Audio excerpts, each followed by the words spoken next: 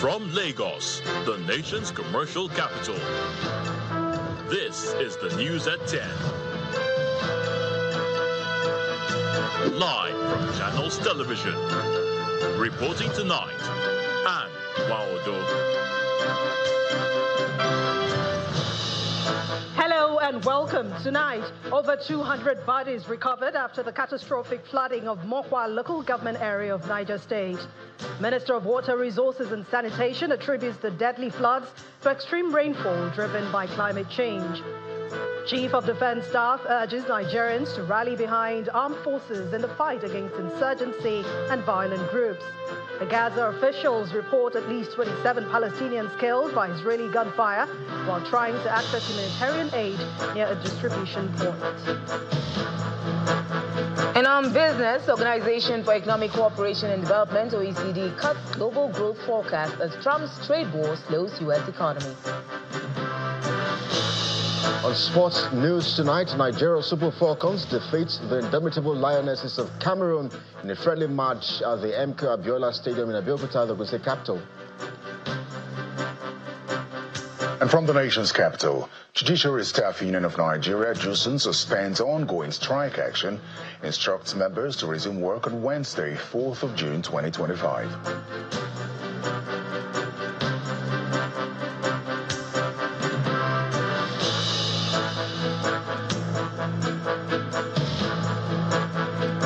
Tonight, we begin from Mokwa in Niger State, where the death toll from the devastating floods has now climbed to more than 200. The Commissioner for Humanitarian Affairs in Niger State, Mr. Ahmed Sulaiman, who disclosed this to Channels Television's breakfast program, The Morning Brief, says the emergency operations are currently ongoing, and as a result, the exact death toll cannot be determined at the moment. Mr. Sulaiman says the Umar Bago administration in the north-central state has activated an emergency response and directed the distribution of relief materials to displaced victims housed in makeshift camps. The numbers, nobody can tell you the number of casualty in Niger State right now, because up to now, the cops, we're still looking for them, and the numbers of them, when we tell you this is the actual number, by now we have more than 200 numbers of casualty or corpse. But we are still looking for more, because we were told by the Mokwa local government that they're still discovering corpse up to now. So we are trying to wait for them and know the actual number of corpse before giving you this is the figures. But now, sincerely speaking, we have to appreciate the effort of the Niger State government, and including our ministers, both the Zone C, the Zone A, and the Zone B ministers. They contributed their own. Even Mr. Obi came yesterday, we were together. So he also donated the sum of 20 million naira. So at least by now, there are a lot of damages. The damages on ground now, you cannot get it right on media or any other social way. But when you go there, you see it by yourself. There are a lot of damages, loss of life, loss of properties, and so many things there. In the meantime, the flood in Mokwa town was primarily caused by heavy rainfall due to extreme weather conditions occasioned by climate change, unregulated buildings, construction activities, and poor drainage infrastructure. The Minister of Water Resources and Sanitation, Professor Joseph Utsev, stated this at the ministry's headquarters in Abuja. According to him, the dams did not collapse during the recent flooding, but heavy rainfall contributed to the disaster. The flash floods are popping up across the country following the incessant rainfall. The latest flood disaster happened in Mokwa town, Niger State. The Ministry of Water Resources and Sanitation convened this crucial meeting to provide clarity on the Mokwa flood disaster. It's as a result of inadequate drainages within the vicinity, and which arise with high rainfall. There is a railway that passes between Ribandingi and Makwa town, Makwa settlement. And we are meant to understand that the community or the area under flooding is a flood plain where people in the past were advised not to settle. I'd like to emphasize that the flood was not caused by water release from either the Kanji or Jeba dams, and that both dams are intact. The Nigerian Meteorological Agency had predicted heavy rainfall from Monday, June 2nd to Wednesday, June 4th, 2025 in most parts of the country. And the minister is urging state governors to take necessary steps to address any dangers. I'll give our recommendations of what should be put in place. Clearing of our block drainages, building of more drainages, that enlightenment campaign for those that are living on the floodplain, and the encroachment of our floodplain by residents. That is the warnings we gave in April this year, and that is what we are still reopening today. The minister also reiterates the 2025 annual flood outlook, which shows that 1,249 communities in 176 local government areas across 33 states and the FCT fall within the high flood risk areas. And aggrieved youths in Upper local government area of Benue State have appealed to Governor Hyacinth Alia to seek the withdrawal of military troops from their communities following alleged failure to respond to distress calls during the attack on communities in the area. The APC youth leader in Upper, Mr. Ahmed Saidu, made the call when a delegation from the state government, led by the Chief of Staff to Governor Alia, visited the affected communities. 12 persons were killed in Upper and another 11 killed in Gwe West local government area of the state. The once bubbling Naka town, the headquarters of Gwewa's local government, is deserted by residents for fear of renewed attacks.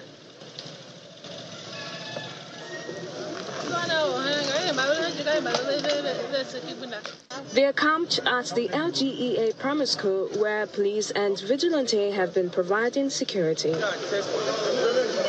A delegation from the Benue State government arrives the community to assess the situation. They have taken over Naka Makudi Road.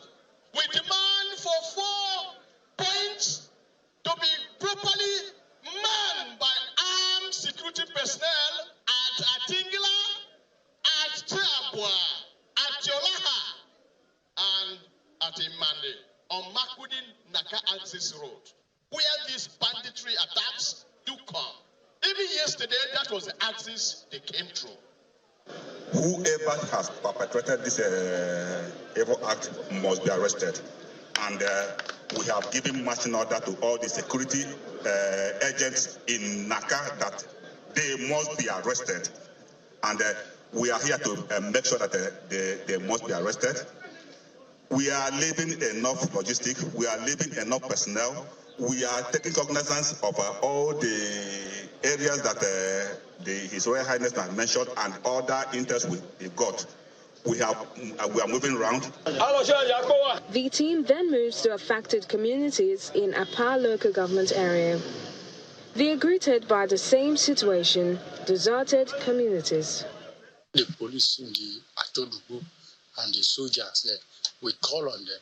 None of them were able to come because of the kind of gun. Those people were well fortified. We lost almost 10 people, and the other people, some of them are in hospital up to now. We are not happy because of the attacks. This is not the first time, this is not the second time we have been experiencing this kind of attack since the beginning of this year and even last year. But we thank God today from the assurance the governor have given to us that he will make sure all the villagers will come back to their communities.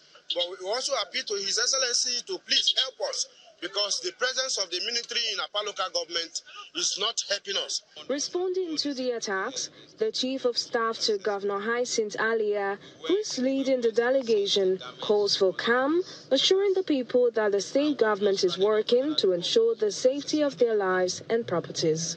It is quite disturbing to see the level of damage that has been done in these communities. We appeal to the communities to be patient, to also show some understanding that the state government is begun very serious steps towards ensuring that peace returns to these communities. The police in the state have deployed measures to arrest the perpetrators. And it was a quiet morning for workers at this oil mill in Bono River State until the skies thundered and the sound of rotor blades bringing it with its destruction. But that community is still reeling from the trauma of the airstrike that tore through their farmlands and their livelihoods. Residents of the quiet settlement in Thai local government area of River State say the area was mistaken for an illegal oil refining site, leading to destruction, injuries, and a growing call for justice. Charred rooftops, twisted drums, bullet holes in corrugated sheets. For residents of this rural Ogoni settlement, what should have been another day of processing palm oil became a scene of terror and confusion. It's not something of 100. It's not 100. They say a military aircraft believed to be from the Nigerian Air Force mistakenly bombed an oil mill, thinking it was an illegal crude oil refining camp. Obviously, they knew where they were going to. They knew the area. They did their geography very well to determine that they were going to Bono Thai. But unfortunately,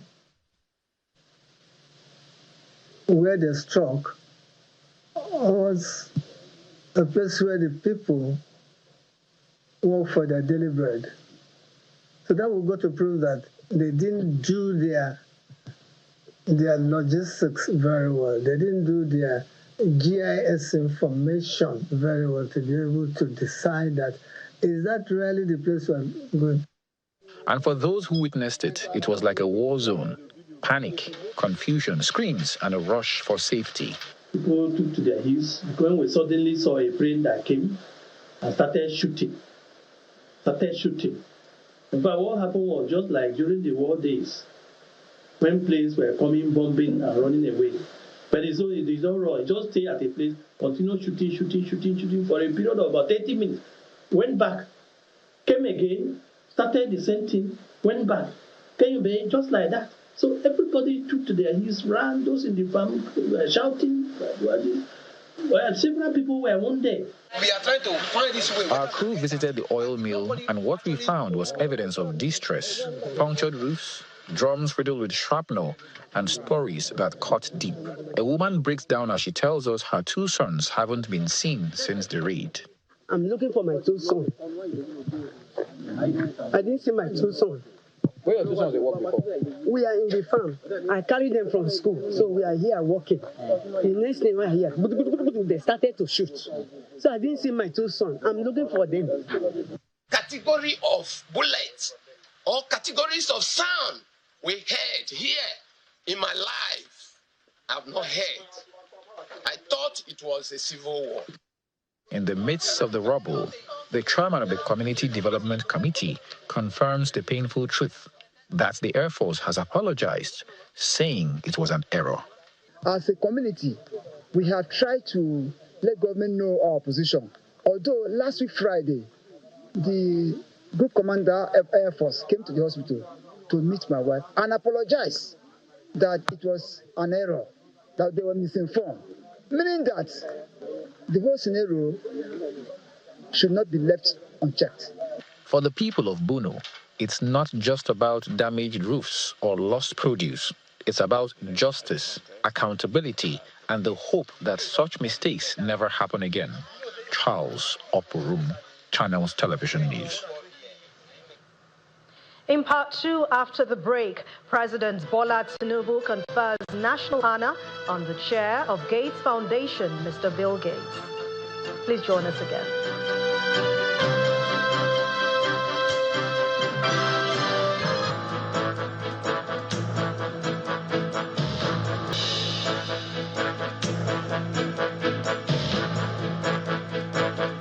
back. If you've just joined us, you're watching the news at 10 on Channels Television, broadcasting live from Lagos. A reminder of our main stories. Over 200 bodies recovered after the catastrophic flooding in Mokwa local government area of Niger State. The Minister of Water Resources and Sanitation attributes the deadly floods to extreme rainfall driven by climate change. Chief of Defense Staff urges Nigerians to rally around the armed forces in the fight against insurgency and violent groups. In Gaza, officials report at least 27 Palestinians killed in Israeli gunfire while trying to access humanitarian aid near a distribution point.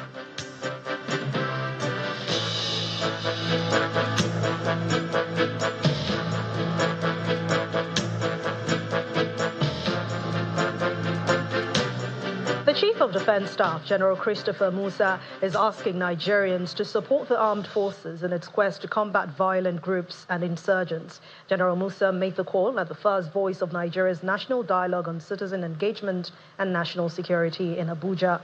Meanwhile, the Minister of Information and National Orientation, Mr. Mohammed Idris, underscored national unity and citizen trust as the foundation of national security and economic development. Serving and retired military chiefs are attending this inaugural edition of the Voice of Nigeria National Dialogue on Citizen Engagement and National Security.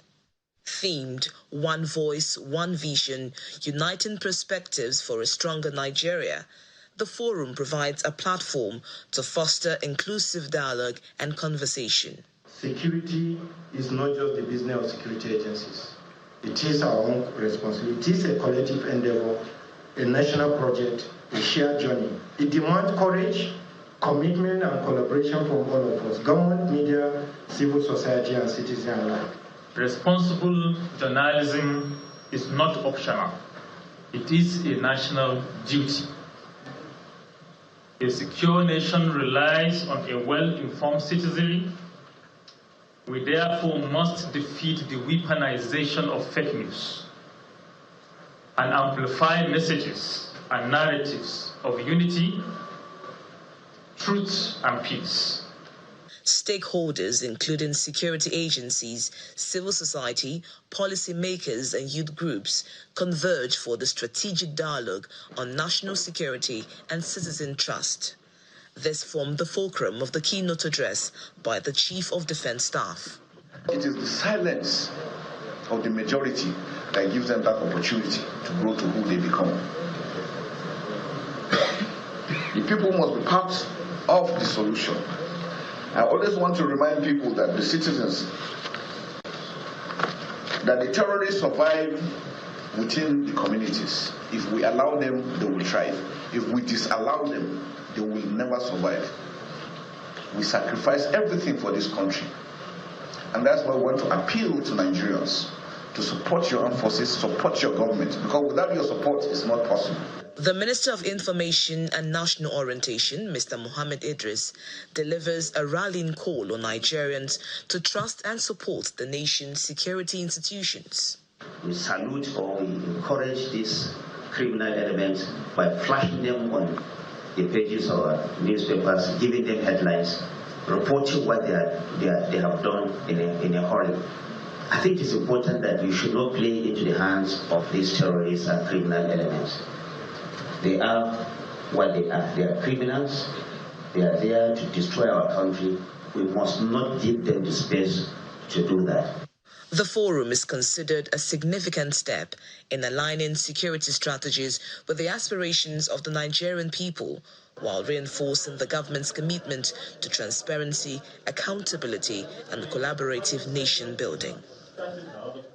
The Minister of Defense, Alhaji Mohammed Badaru, has already linked the recent resurgence of Boko Haram attacks in the northeastern part of Nigeria, especially in Borno State, to the group's renewed efforts to destabilize countries across the Sahel region, including Nigeria, Mali, Burkina Faso, and Niger Republic. Mr. Abubakar also cited this insecurity situation in Benue State as mainly communal, caused by continuous farmer-herders clashes, which requires largely non-kinetic approach. Speaking to journalists at the end of a two-day working visit to some military institutions in Kaduna State, the minister expressed satisfaction with the achievements of the military institutions in areas of research and development and the manufacturing of locally made military equipment, noting that Nigeria will soon be self-sufficient in military requirements needed to fight insecurity.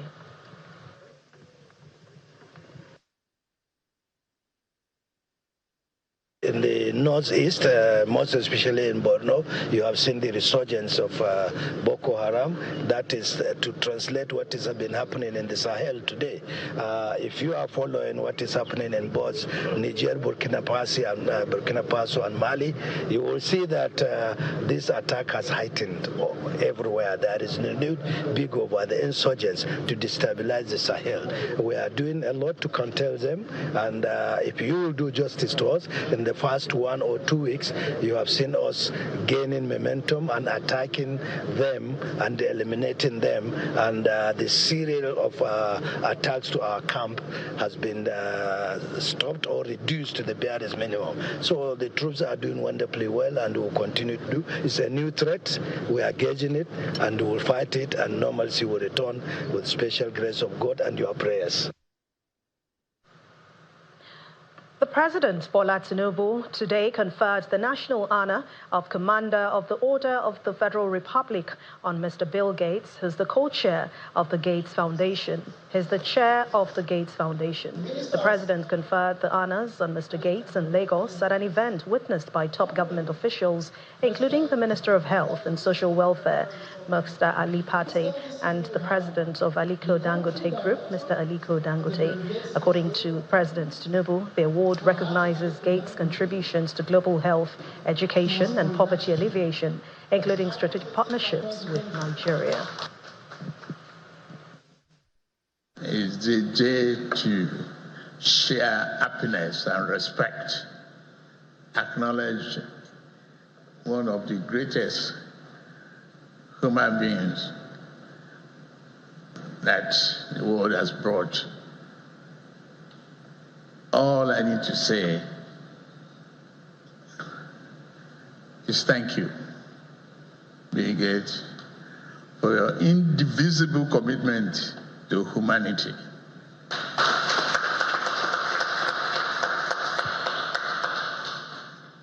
It is highly remarkable.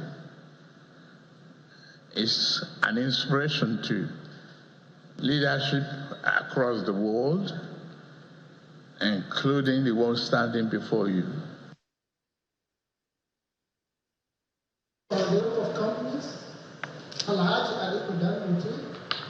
In his response, Mr. Bill Gates, who's the chair of the Gates Foundation, acknowledged the fact that the foundation has worked with Nigeria, strengthening its health system, which he describes as very ambitious.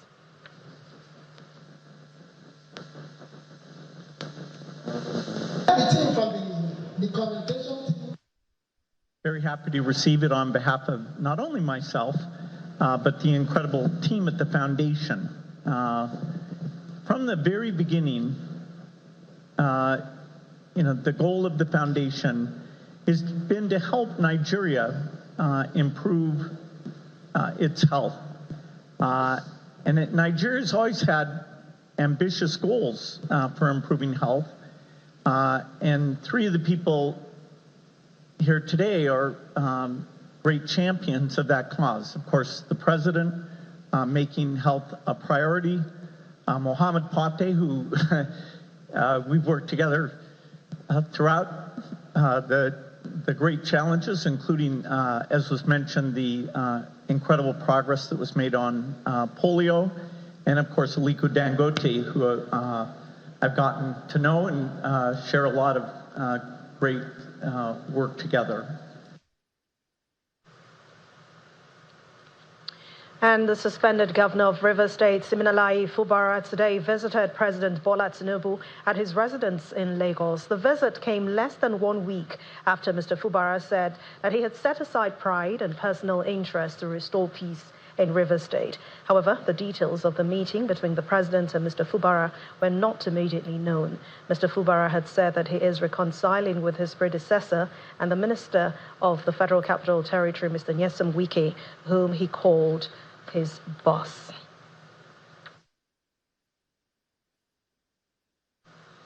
The federal government has partnered the United Nations International Children's Emergency Fund, UNICEF, to equip 20 million young Nigerians with crucial digital skills by the year 2030. And this commitment was a key point of discussion during the meeting held at the Presidential Villa, Abuja, between Vice President Kashim Shettima and the United Nations Resident and Humanitarian Coordinator in Nigeria, Mr. Mohammed Fall. Our State House correspondent, Emperor Simon, reports.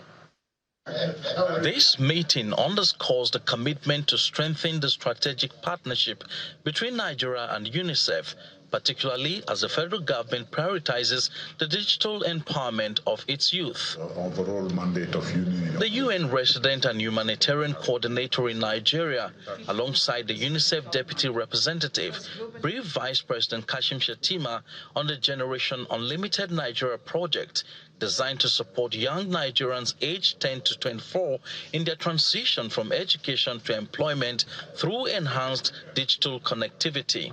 The biggest part are also how to use digitization and the new technology as an opportunity to catalyze development, and development centered on young people. And last year also, when we had the summit of the future, there was one part that was focusing only on the future of young people and the young generation.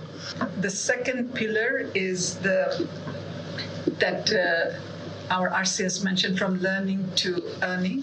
So it's basically how do we also provide opportunities to these young people digitally and non-digitally and connect them to the entrepreneurs.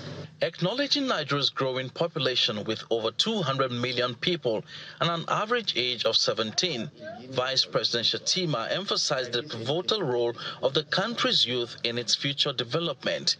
He accepted the invitation to chair the board of the Gen U Niger project. This is why I'm very passionate about this digital initiative. Beyond leadership in our own enlightened self-interest, if we want to live in this patch of the world, we have to involve them. We have to empower them. So from learning to earning is a beautiful initiative. And honestly, more than any other platform, the digital space gives us the easiest window to get the youth engaged. According to UNICEF, the Gen U Niger initiative has made significant strides since its inception in 2022, reaching over 10 million young individuals and facilitating 1,500 job placements. From the Presidential Villa, Emperor Simon, Channels Television News. Still ahead on the news at 10, Organization for Economic Cooperation and Development cuts global growth forecast as Mr. Trump's trade war slows United States economy. And that's on Business News. Please join us again. Welcome back. The Public Accounts Committee of the House of Representatives has revealed that according to the Auditor General's report, over 250 billion naira in public expenditure remain unaccounted for. The chairman of the committee, Bamidele Salam, stated this while briefing journalists at the National Assembly. The committee also listed high incidents of unauthorized garments, growing numbers of audit queries each fiscal year, and the reported case of more than 60% of MDAs persistently failing to comply with financial regulations as trends which continue to erode public trust, undermine sustainable national development, and weaken the democratic institutions. Almost all tiers of government, executive, legislative, and the judiciary have at various points in time had to have interventions on issues coming out of mismanagement of public resources. It is our belief because when you have a country as large and as diverse as Nigeria, you have to put some things in place to ensure that you don't allow people to commit infractions and get away with it because of the span of time it takes to track most of this expenditure. There are quite a lot of gaps. But like I've said, we should also realize that there are movements towards closing those gaps. And one of the movements towards closing the gaps is in the area of reform. So when you close some of those gaps, you also achieve a certain degree of reducing, the propensity of people to, do all manner of things untoward with public resources. And we are looking forward to more of such reforms by government, and we're sure that this kind of a conference will bring up a number of issues that will translate into greater reforms by the executive and greater legislative action by the parliament. The news at 10 continues now in our Abuja studios, where we head over to join Terry Ikumi. Hello, Terry. Well, hello, Anne. Let's go to the courts now. The Judiciary Staff Union of Nigeria, JUSUN, has suspended its ongoing industrial action and instructed its members to resume work on Wednesday, June the 4th, 2025. A communique issued and signed by the National Vice President of the Association, alongside 10 other members of the association's leadership, disclosed that the decision to end the strike came after long deliberations on their demands at a series of meetings held with the representatives of the Chief Justice of Nigeria, Justice Kudirat Kekerekun, and other stakeholders. Part of the agreement included that the suspension of the strike would allow the union to engage the federal government to ensure the release of funds to the judiciary within a month. Earlier, the workers had shut down courts across the country to press home their demands, including the non-implementation of the new minimum wage. For 2 days, judiciary workers across the country shut down courts. From the Court of Appeal to the Federal High Court and State High Courts, the judiciary workers made good their threat to ground activities in the judiciary. The union patiently waited all this while, thinking that before now, all things will be resolved. Early this year, we scheduled for a strike, but due to the intervention of the authority, the judicial authority, we were able to shelve our strike up to this moment before we decided to activate the strike. When you go to the office, for almost 70 to 80%, they are not at the office because of the impact of the strike. They themselves, the strike affected their mind. The Supreme Court and the National Judicial Council had pulled out of the ongoing strike. However, members of the Judiciary Staff Union of Nigeria are demanding the settlement of their 5-month wage arrears, the release of funds for the new minimum wage, the implementation of the 25 to 35% salary increase, among others. Our salary cannot sustain us. The rent, payments, school fees, and what have you. So how do you survive with the meager salary we are receiving? Legal practitioners were in the court premises in the hopes that the initial negotiations will stop the industrial action, but that did not yield any outcome. Those who have litigation pending before courts, it will affect them negatively, and there are some people that they are in jail, seeking for bail. Their freedom will equally be jeopardized. Some of our colleagues have traveled from Ilorin to Akure for a case. So getting there, then discover that the court is on strike. So I believe that the government needs to have a dialogue with them, and the JUSUN also needs to ensure that they have a very long dialogue. In the meantime, lawyers in Gombe State are going beyond the workers' strike to demand an improvement in the welfare of judges in the state. We don't have a standby generator in the High Court complex in Gombe State. Is it supposed to be so? Has there been any power outage of 1 hour in Government House? Or is the head of the judicial arm now anywhere disadvantaged or lower in placement than the head of the executive or the head of the legislature? They are supposed to be on equal footing. They are pari materia. Though the judiciary workers are expected to return to work on Wednesday, June 4th, these lawyers in Gombe State are maintaining that they will boycott the courts until the state government addresses their demands. Before the JUSUN communique requesting workers to resume tomorrow, Wednesday, judicial activities remained grounded on day 2 in the federal courts in Lagos. Our judiciary correspondent, Shola Shoyele, was at the Court of Appeal in Lagos Island, which remained shut since Monday. The gate was locked to court workers, lawyers, litigants, and a few people who showed up were turned back. It was the same situation at the Federal High Court Ikoyi, which has also remained firmly locked since yesterday. There was no member of the Judicial Staff Union Jusun on ground to give an update on the meetings which have now resulted in the suspension of the strike and the resumption of work scheduled for tomorrow, Wednesday.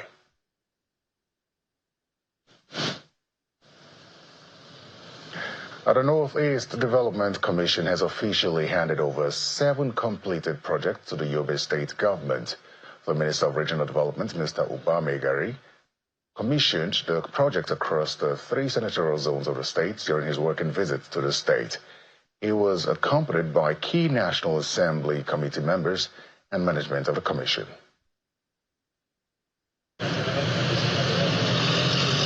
The Minister of State for Regional Development is leading the management team of the Northeast Development Commission on this courtesy visit to Yobe State.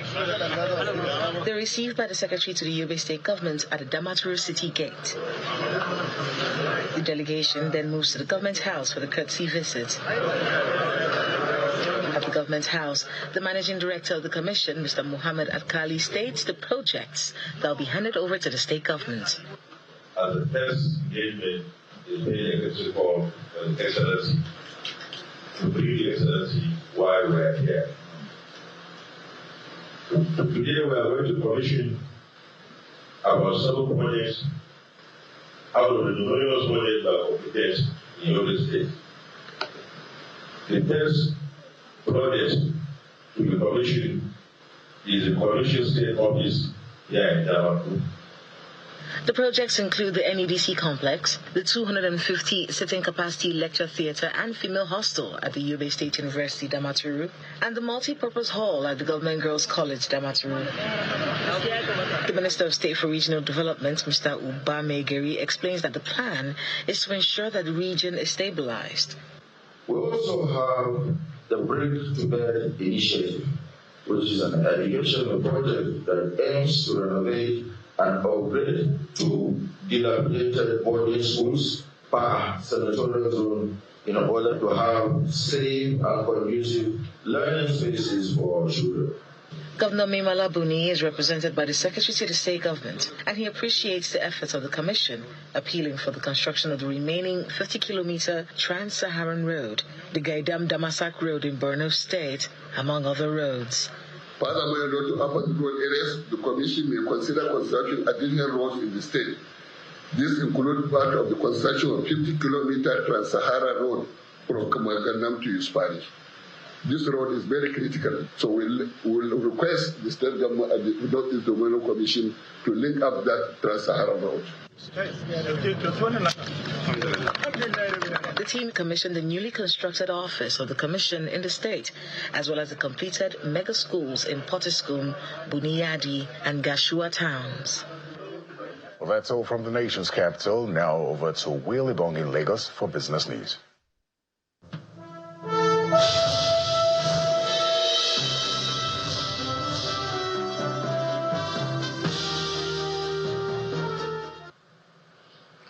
Thank you, Terry.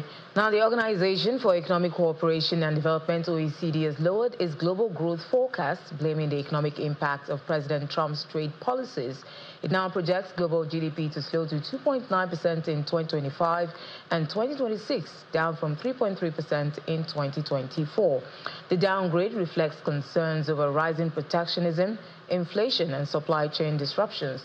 OECD Secretary General Matthias Coleman warned that a further 10% hike in U.S. tariffs could shave off 0.3% of the global output within 2 years.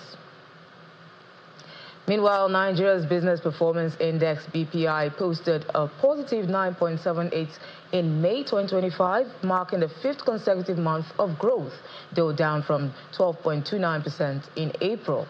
The latest NESG Stanbic IBTC report highlights continued optimism despite slowing momentum. Non-manufacturing, manufacturing, and trade sectors led growth, while agriculture declined to a negative 1.77 due to harsh weather and structural issues. Challenges included power shortages, limited financing, forex constraints, rising costs, and insecurity, factors that also dragged down investment confidence and slowed overall business activity. The central bank's June 3 recapitalization deadline for bureau de change operators has officially expired, raising concerns about the fate of many operators unable to meet the new capital requirements. ABCON President Aminu Guadabe initially renewed calls for an extension to safeguard over 3 million jobs, but reversed his stance after a meeting today with the CBN, confirming that the deadline remains final. Under revised guidelines issued in May 2024, BDCs must reapply for licenses and meet significantly higher capital thresholds, 2 billion naira for Tier 1 and 500 million naira for Tier 2, up from the previous 35 million naira. Now, Nigeria has been removed from the list of countries holding back airline revenues, and that's according to the International Air Transport Association, IATA. IATA says there's been significant progress in Nigeria, Egypt, and Ethiopia. However, blocked funds remain a big issue in Africa and the Middle East, where $1.1 billion is still withheld, $919 million of that in African countries. Top culprits include Mozambique, the ZAF zone, Algeria, and Lebanon. And bullish momentum continues at the domestic equities market as the NGX delivers Africa's second-best return in May. Ini John Mekwa tells us more.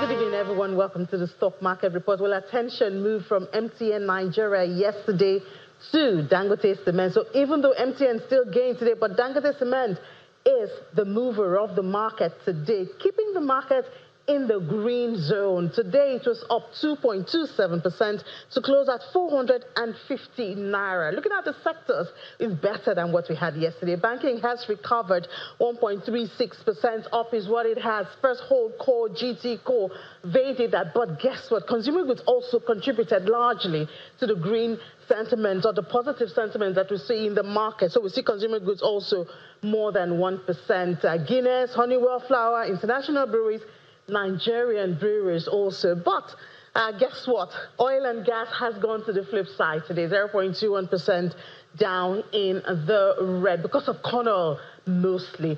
At the close of trade, some money was made, 259 billion naira added to the market cap, sustaining the 70 trillion naira and getting closer to the 71 trillion naira, and the oil share still around 102,000 after it went up 0.37%. So for the second time in a row, it's victory to the bull.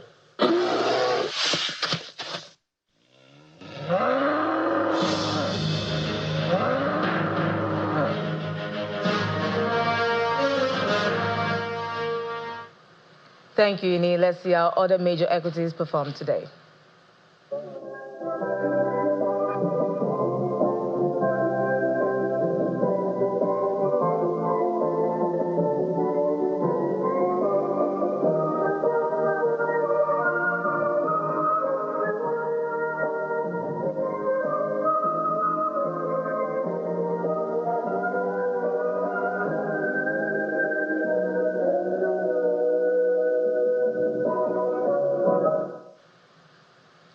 And that's business news. It's back to Anne for the rest of the news at 10.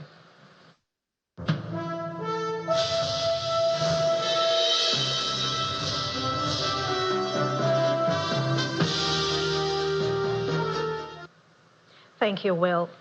Health officials in Gaza say that at least 27 people have been killed and more than 90 of them injured by Israeli fire while waiting for aid distribution in Rafah. Israel is refusing to acknowledge its military-fired shots at civilians, but says they were targeted at several suspects, and it is examining reports of casualties. Hey, Simon Puser with more international news and around the world in 5. Good evening and welcome to the channel's studios here in London with your international news around the world in 5. The Hamas-run health ministry says at least 27 people have been killed and 90 injured by Israeli fire while waiting for aid distribution in Rafah. The Israeli military says it fired shots near an aid complex after identifying several suspects and is examining reports of casualties. Israel denied shooting Palestinians in a similar incident on Sunday, which the Hamas-run health ministry said killed 31 people and injured nearly 200. Humanitarian groups continue to push for far more aid to be allowed into Gaza. We have about 40 International Rescue Committee staff, local staff on the ground in Gaza. We also have a dozen or so partner organizations. They're focused on healthcare, on malnutrition, on protection of children. And the situation is beyond dire. It's a catastrophic situation. The International Phase Classification System, which is a famine watchdog that assesses famine around the world, says that 500,000 people are at risk of famine, and the whole population, 2 million, are suffering from high levels of food insecurity. Millions of South Koreans are voting in a snap election triggered by former President Yoon Suk-yeol's impeachment over his failed martial law bid. The opposition's Lee Jae-myung is the front-runner, and the ruling party's Kim Moon-soo, a former member of Yoon's cabinet, is trailing him. The election has been shaped by the fallout from Yoon's brief but disastrous move in December, which triggered divisive protests and months of political chaos. The new president faces a polarized country, businesses anxious over US tariffs, and an unpredictable ally in Donald Trump. The death of a 10-year-old rape victim in the eastern Indian state of Bihar after an alleged delay in medical treatment has sparked outrage and protests in the country. The girl died on Sunday morning at the state government-run Patna Medical College and Hospital. Her uncle has alleged that the child's condition worsened as she was kept waiting for an ambulance for around 4 hours before being admitted to hospital. A second round of direct peace talks between Russia and Ukraine have ended without a major breakthrough and only a deal to swap more prisoners of war. Ukrainian negotiators said Russia had already rejected an unconditional ceasefire, a key demand by Kyiv and its allies in Europe and the US, but the two committed to return the bodies of 12,000 soldiers. The Russian team said it had proposed a 2- or 3-day truce in certain areas of the vast front line, but gave no further details. What I can tell you for sure is that the Ukrainian delegation was bringing the issue and bringing the discussion back to the topics which are the priority for the Ukrainian delegation, which is the ceasefire, humanitarian confidence-building measures, the return of our prisoners of war, children, and then the meeting of the leaders. Because we think that this is the real points. We can talk for a long time about any, big issues, but in the end, the peace process starts with the basics, and the basics is the ceasefire, humanitarian confidence-building measures, and the meeting of the leaders, which can kick off a real, meaningful, substantial peace process. We think our position is not, it's very logical. I mean, it's very natural and logical. An Australian woman who cooked a toxic mushroom meal has told her murder trial she has long been a mushroom lover, but more recently developed a taste for wild fungi varieties that have more flavour. Erin Patterson has pleaded not guilty to the murder of 3 relatives and the attempted murder of another after serving them death cap mushrooms at her home in Victoria in July 2023. Prosecutors say she deliberately put the poisonous mushrooms in the meal, but her defence team says it was a terrible accident. Congratulations, Mr. Bill Gates. Ethiopia is deeply grateful. And the Microsoft founder Bill Gates says that most of his fortune will be spent on improving health and education services in Africa over the next 20 years. Speaking in Ethiopia's capital, Addis Ababa, he also urged Africa's young innovators to think about how to build artificial intelligence to improve healthcare on the continent. Gates announced last month that he would give away 99% of his vast fortune, which he expects to reach $200 billion by 2045, by when his foundation plans to end its operations. And that's your international news around the world in 5. Now back to the Channel's studios in Lagos.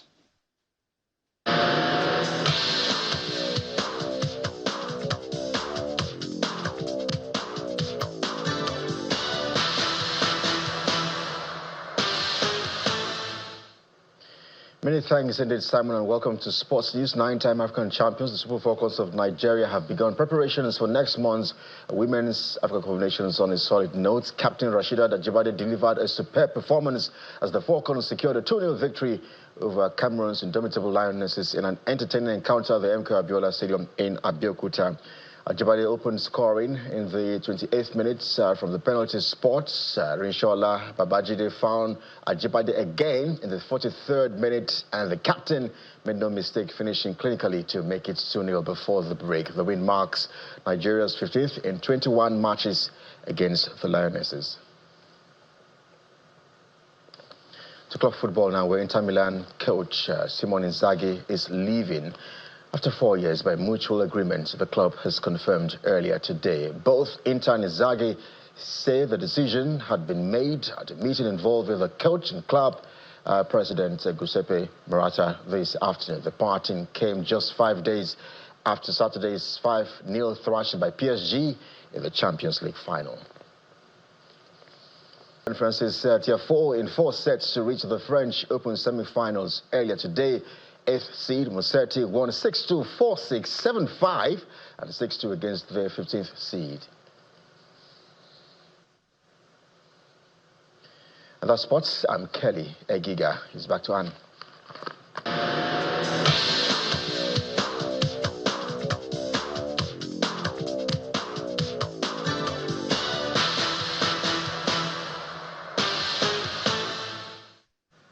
Thank you, Kelly. And the main news again.